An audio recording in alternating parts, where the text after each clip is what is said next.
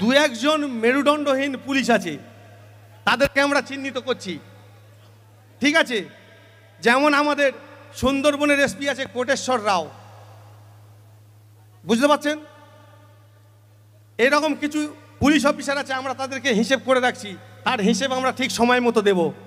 বক্তব্যের কলরব দীর্ঘায়িত করবো না, শুধু বলবো এসআইআর হচ্ছে একটা ভোট জড়া যন্ত্র। ওরা ভয় দেখাবে যে বিজেপি চলে আসবে, এই হবে তাই হবে, আপনারা তৃণমূলে ভোট দিন। খবরদার না, ওই টোপে আর পা দেবেন না। কারণ এই দিদিমণি উনি আজও পর্যন্ত একটা সত্য কথা বলেননি, ওনার লাইফে বলেননি। আচ্ছা আপনারা ভাবুন তো,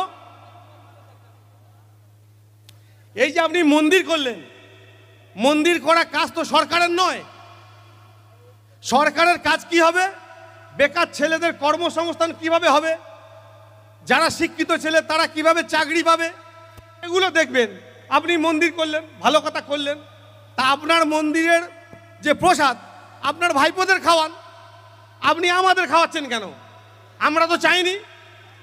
আপনি গণবন্টন ব্যবস্থাকে দূষিত করলেন, আর আপনারা বুঝতে পারছেন না, কিছু হাজি গাজি সেই প্রসাদ খেয়েও নিলেন। একটু ভেবে দেখবেন দিদিমণি আপনাদের ঈমান কিভাবে নষ্ট করছে। একটু ভালো করে আমি দু একটা উদাহরণ দেব, আপনি দেখবেন।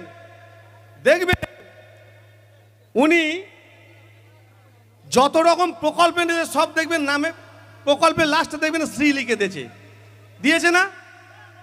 কন্যাশ্রী, পথশ্রী দিয়েছে না? তা আপনি কেন শ্রী লিখবেন? আপনাদেরকে এমনভাবে পরিচালিত করছে একটা ধার্মিক লোক। যার আমার এক চাচা ধরুন 5 ওয়াক্ত নামাজ পড়ে, সে ফরজের নামাজ পড়ে এসে সকালবেলা পানের দোকানে গিয়ে বলছে একটা শিব জর্দা পান দিন। তাহলে ফরজের নামাজ এবং তার কোরআন তেলাওয়াতটা বৃথা হয়ে গেল। সকালবেলা উঠে শিবের নাম নিল। কিভাবে আপনাদেরকে প্যাঁচে ফেলছে আপনারা দেখবেন।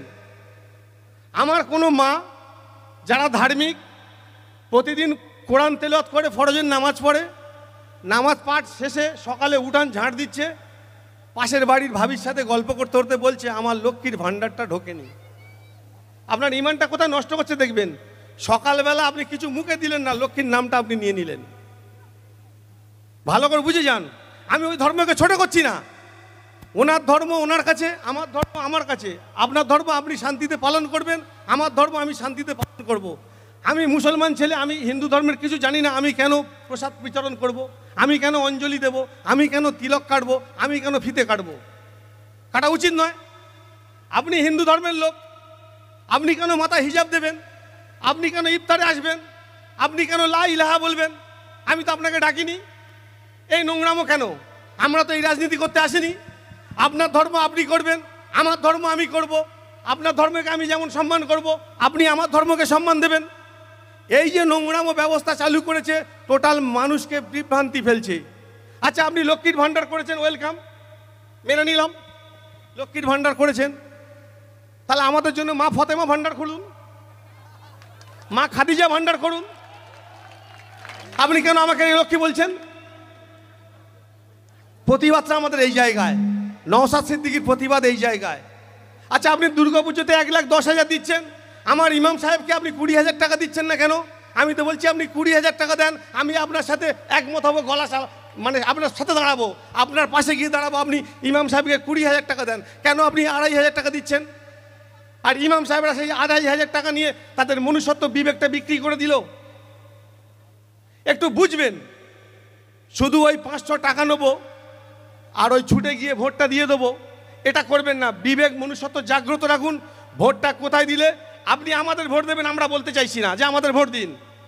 আপনি ভোট কাকে দেবেন সম্পূর্ণ আপনার ব্যক্তিগত ব্যাপার।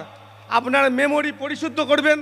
কাকে দিলে সমাজ উন্নতি হবে, সাধারণ মানুষ উন্নতি হবে, এলাকার উন্নয়ন হবে, তাকে ভেবে চিন্তে আপনি ভোট দেবেন।